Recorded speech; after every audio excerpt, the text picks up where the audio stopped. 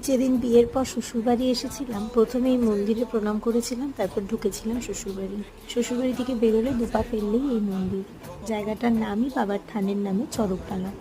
এখানে যে মেলাটা দেখছো, এটা চড়ককে উপলক্ষ করেই বসেছে। আর ওই যে লাল কাপড়ে মোড়া দেখছো, এটা হচ্ছে চড়ক কাঠ। জানো তো, চড়ক কাঠটা পাশের এই পুকুরে পুজোর পর ডুবিয়ে দেওয়া হয়। অদ্ভুতভাবে তারপর কাঠটাকে আর খুঁজে পাওয়া যায় না। শোনা কথা, ডুবুরি নামিয়েও নাকি কাঠটাকে খোঁজা হয়েছিল, কিন্তু কোনো দিন পাওয়া যায়নি।